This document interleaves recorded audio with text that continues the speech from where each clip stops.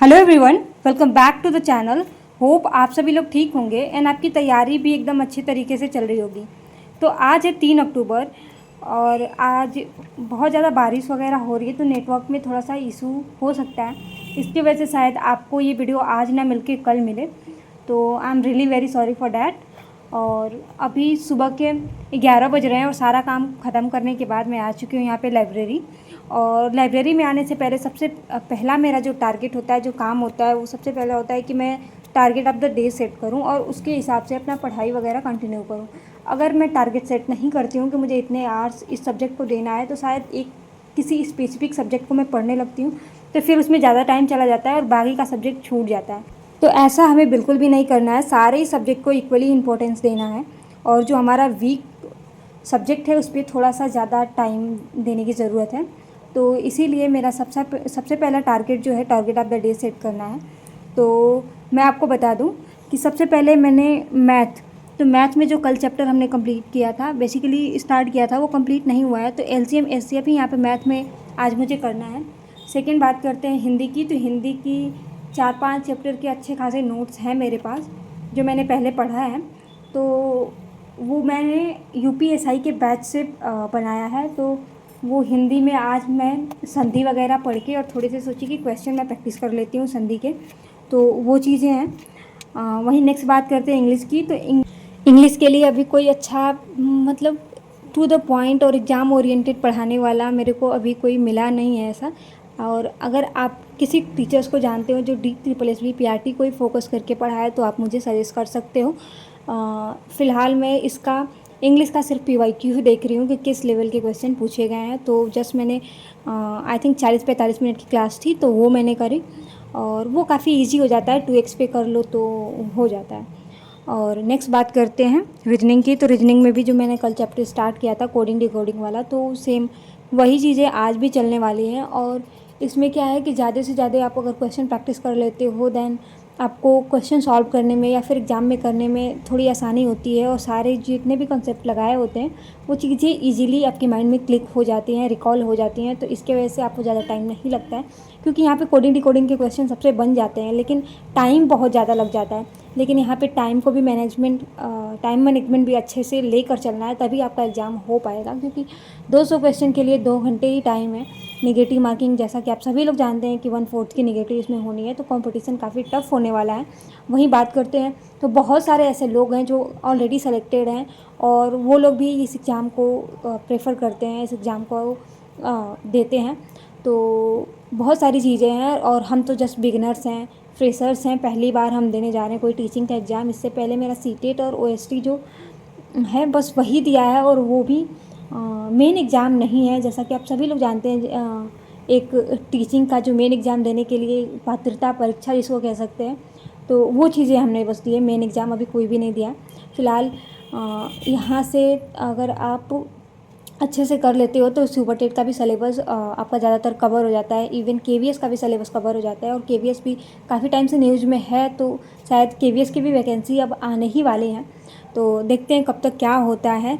और नेक्स्ट बात करते हैं GK GS की। तो GK GS में मैंने जस्ट कल जो टॉपिक पढ़ा था इंडस वैली सिविलाइजेशन और वेदास, उनके सारे क्वेश्चंस मैंने प्रैक्टिस किए, और उसी के साथ 2 और टॉपिक जैनिज़्म और बुद्धिज़्म, तो ये मैंने कवर किए हैं। और ये सिंपली लूसेंट बुक से ही मैं कवर करूँगी। तो इसमें टू द पॉइंट काफ़ी अच्छे से दिया हुआ है, एंड आई नो कि जितने भी स्टूडेंट कॉम्पिटिटिव की तैयारी करते हैं लूसेंट उनके पास ज़रूर होगी। तो यहाँ पे जस्ट मैं GS ही कर रही हूँ। और मैथ की बात करते हैं, तो मैथ में LCM HCF किया मैंने।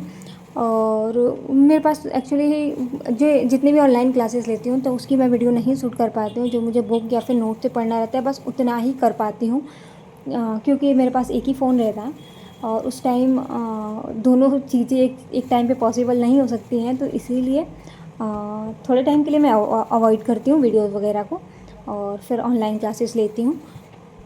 और आप लोगों में से जो लोग पहले से तैयारी कर रहे हैं, तो किसका किसका सिलेबस कंप्लीट हो गया है, do let me know in the comment section. और कौन कौन फ्रेशर्स है, लाइक नोटिफिकेशन आने के बाद और पहली बार उसका एग्ज़ाम होने वाला है, और कोई भी एक्सपीरियंस नहीं है टीचिंग एग्ज़ाम को लेके, तो आप ज़रूर बताना मुझे, क्योंकि मैं भी आपकी तरह ही हूँ। और नेक्स्ट बात करते हैं अपना टीचिंग को लेके पार्ट बी, जो कि काफ़ी इम्पोर्टेंट होने वाला है।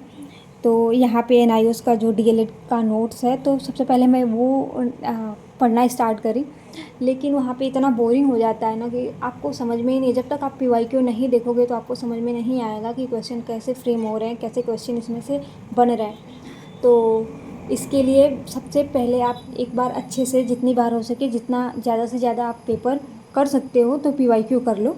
उसके बाद से आप पढ़ोगे तो वो चीज़ें क्लियर हो जाएंगी, आपके माइंड में ज़रूर क्लिक होंगे कि हाँ, यहाँ से क्वेश्चन पूछा है। तो आज मैं बात करती हूँ NIOS का। तो यहाँ पे जैसा कि आप सभी लोग जानते हैं कि ब्लॉक वाइज दिया हुआ है, मॉड्यूल्स दिए हुए हैं। तो उसमें मैंने 2 दिन में, मतलब पहले दिन में मैंने कवर किया था जो भारतीय शिक्षा है, शिक्षा का एम क्या है। उसके बाद से कुछ जैसे कि सर्व शिक्षा अभियान कब आया था, फिर DPEP ये कब आया था, राष्ट्रीय प्रौढ़ शिक्षा कार्यक्रम।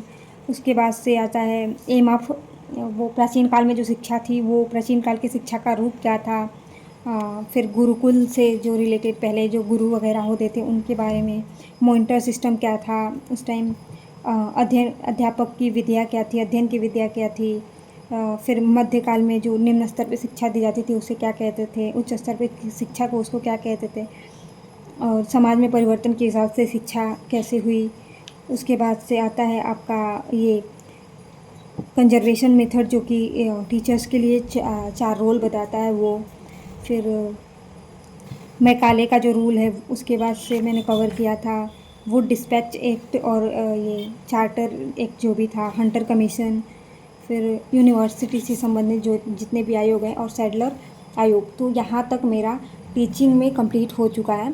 तो मैं ऐसा सोच रही थी कि ये सारे टॉपिक का कहीं MCQ मिल जाता तो ज़्यादा बेहतर रहता है। तो आप लोग कोई चैनल सजेस्ट कर सकते हो मुझे, तो प्लीज़ मुझे कमेंट में ज़रूर कर दीजिएगा, क्योंकि मुझे सबसे बेस्ट यही लगता है कि जो टॉपिक पढ़ो उसका क्वेश्चन सॉल्व करो, तो वो ज़्यादा बेहतर होता है देन आप बैठ के रिवाइज और रिकॉल करो। तो ये वहाँ से चीज़ें इजीली और एकदम अच्छे से क्लियर हो जाती हैं। तो इसीलिए मैं सोच रही हूँ कि इसका कहीं से मुझे MCQ क्वेश्चन फॉर्मेट में बहुत ज़्यादा सर्च करी यूट्यूब पे, लेकिन उतने क्वेश्चन नहीं मिल रहे थे। वीडियो मिल भी रहते थे 10 मिनट 15 मिनट के, जिसमें 4-5 क्वेश्चन ही कंप्लीट करवाए गए थे। तो अगर आपके पास ऐसा सच कुछ हो तो आप भी मुझे बता सकते हो। इवन आपके पास अगर इन सब का MCQ का PDF हो तो वो भी मुझे आप दे सकते हो, और मुझे ही नहीं, सिर्फ बहुत सारे लोगों की हेल्प हो जाएगी।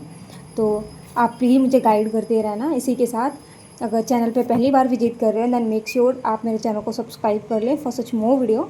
और अभी तो मैं प्लान कर रही हूँ कि मुझे UP टेट का एक टेस्ट देना है, प्रिपरेशन से पहले एक अपना सब कुछ देखने के लिए उसका पैटर्न। तो वो चीज़ भी आप लोग के साथ मैं शेयर करूँगी। So do subscribe to my channel, और मिलते हैं नेक्स्ट ब्लॉग।